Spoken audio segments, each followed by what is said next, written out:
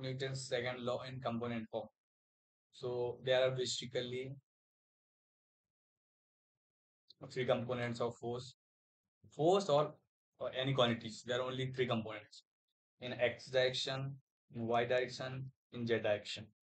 P P x I cap, P y z, P z cap और A x I cap, P y z. तो f x f o f z dp by dt dp x by dp m a x a y z. This is the formula. So f x dp x कितना हो जाएगा m a x m a y m a z. Force in x y z. अब impulse force क्या कहलाता है? Impulse force एक short duration of time के लिए फोर्स लगना. एग्जाम्पल के लिए जब क्रिकेट होता है तो उसमें जो कैच लिया जाता है वहां पर इम्पल्स मीन्स कितना जोर से आपको फोर्स फील हुआ. That is a large force acting for short time to produce a finite change in moment. Means बहुत ज्यादा लार्ज फोर्स है एक शॉर्ट टाइम ड्यूरेशन के लिए प्रोड्यूस करना. और एक स्मॉल चेंज इन मोमेंटम को बोलते हैं impulse. That is a force exerted by weight while hitting a ball. Ball बहुत फास्ट तरीके से आती है लेकिन एकदम शॉर्ट ड्यूरेशन ऑफ टाइम के लिए बॉल पे हिट करती है तो उसको हम बोलते हैं इम्पल्सिव फोर्स.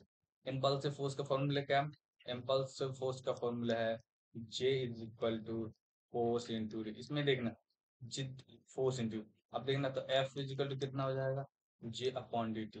दैट इज जितना ज्यादा टाइम इंटरवल होगा फोर्स उतना ही कम लगेगा. जैसे जब भी कैच लेते हैं तो जो फील्डर होता है वो बॉल को हाथ को नीचे पुश कर रखे जिससे टाइम इंटरवल इंक्रीज होगा और टाइम इंटरवल इंक्रीज हम फोर्स हमको हैंड में कम लगेगा. इसकी एसआई का फोर्स के Newton into second. Vector quantity है ऑब्वियस है. डायरेक्शन कितनी होगी? डायरेक्शन फोर्स की डायरेक्शन कितनी होती है? एक्सेलरेशन की डायरेक्शन है. एक्सेलरेशन किसकी डायरेक्शन है? वेलोसिटी की direction.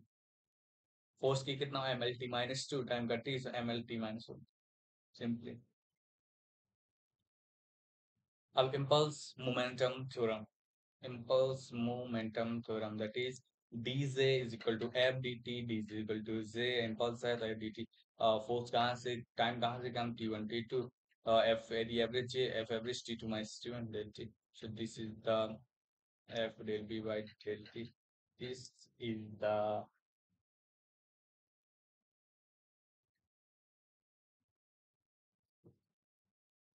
impulse is equal to change in momentum. जो impulse है impulse वो मोमेंटम में कितना चेंज हुआ है उसको हम बोलते हैं impulse momentum theory. This is also the another formula for calculating impulse. That is momentum में डिफरेंस निकाल देना है जितना मोमेंटम में चेंज हुआ है उसी को हम बोलते हैं change in momentum. W work done कितना होता है? वर्क डन कितना होता है? Force into displacement.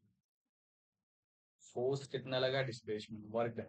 यदि फोर्स और डिस्प्लेसमेंट के बीच में जो ग्राफ बनेगा उसका जो जितना भी कवर होगा उसको हम किससे पॉइंट कर सकते हैं? Work done.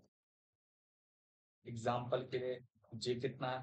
फोर्स और टाइम के बीच में जो ग्राफ बनेगा और जितना एरिया कवर होगा वहां से हम क्या पॉइंट कर सकते हैं? पल्स. और फोर्स और टाइम के बीच में जितना है ये एग्जाम्पल के लिए एग्जाम्पल का इम्पल्स के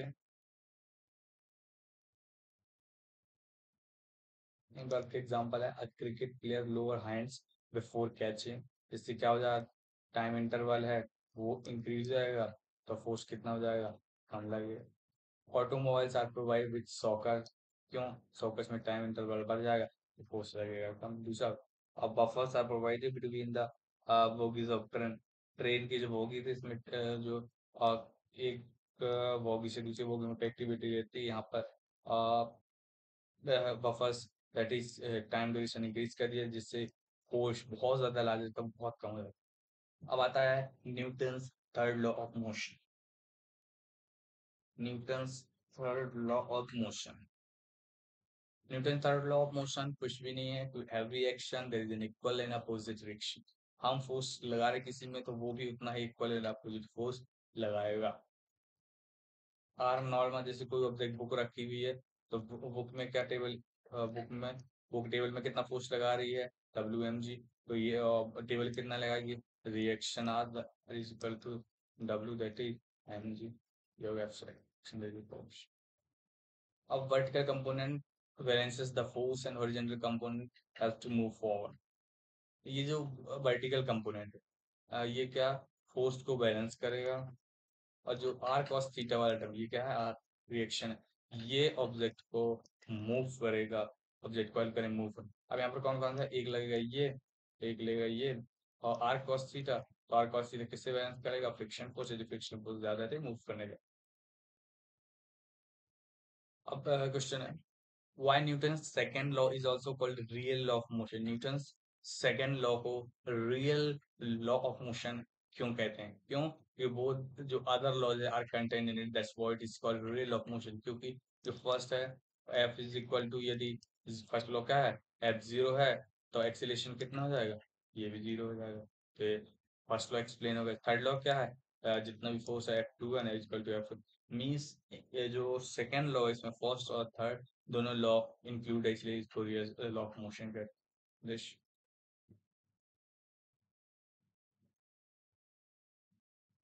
अब है अपेरेंट, अपेरेंट मीन्स मतलब रियल वेट से कम या ज्यादा होना, weight of body in lift, lift में जो वेट है बॉडी का वो कम होता है या ज्यादा होता है वो पॉइंट। अब जब भी लिफ्ट है ऊपर की ओर जा रही है ये, इसमें क्या होगा, रिएक्शन फोर्स लगी ऊपर साइड और वेट करने रही आर माइनस एम जी, और एक्सीलेशन के साइड हो रहा है ऊपर की साइड एम ए तो R equal to M A plus M G. यहाँ पर अपरेंट वेट ऑफ द वर्टिंग दी, जब भी ऑब्जेक्ट ऊपर की तरफ जा रहा है और लिफ्ट ऊपर की तरफ जा रही है तो वेट ऑफ वर्ड हमको फील होगा कि हम बहुत ज्यादा मतलब थोड़ा भारी हो गए, थोड़ा वेट बढ़ गया है। क्यों बढ़ गया है, क्योंकि यहाँ पर M A M G component add हो जाएंगे।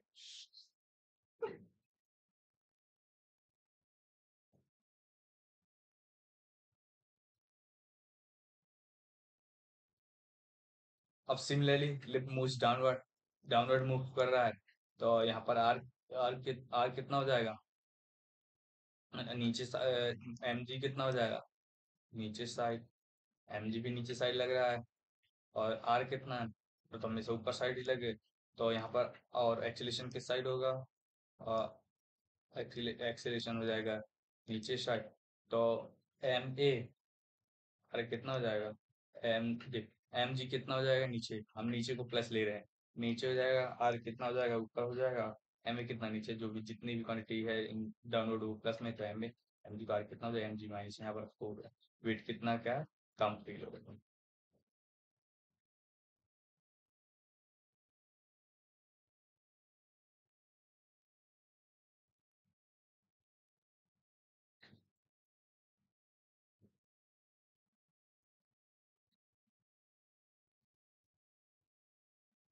कुछ नहीं करना है, यदि ऑब्जेक्ट ऐसे जा रहा है तो यहाँ पर क्या लगेगा, एम जी, और ऊपर कितना आएगा, एम, सॉरी नीचे, और आर ऊपर, और एम ए नीचे, यहाँ पर कितना हो जाएगा, M A plus M G, M A, sorry sorry sorry, हम एम ए कितना डाउनवर्ड, तो एम ए हो जाएगा पॉजिटिव, और रिएक्शन के साथ क्योंकि ये नीचे जा रहा है, एम जी भी नीचे, तो और हो जाएगा एम जी बाहर आ जाएगा, रिएक्शन आर हो जाएगी।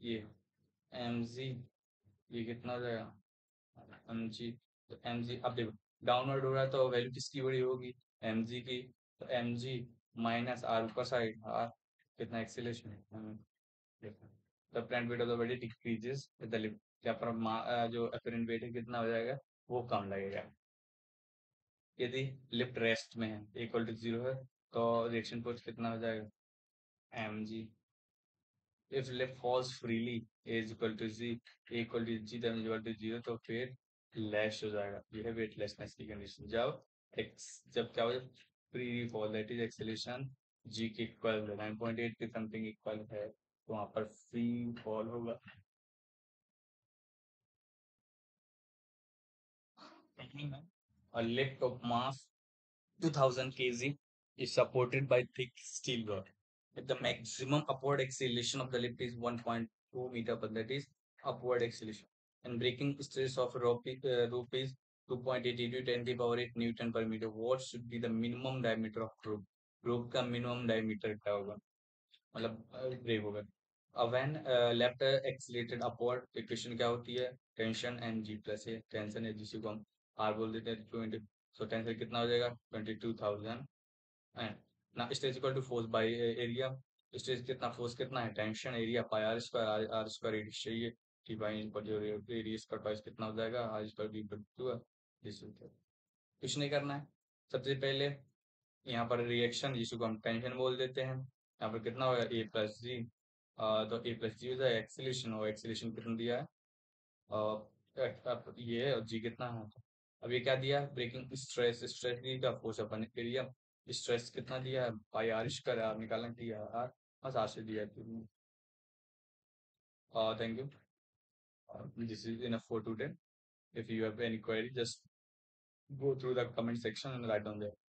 I will try to reach out some useful comments there. Thank you.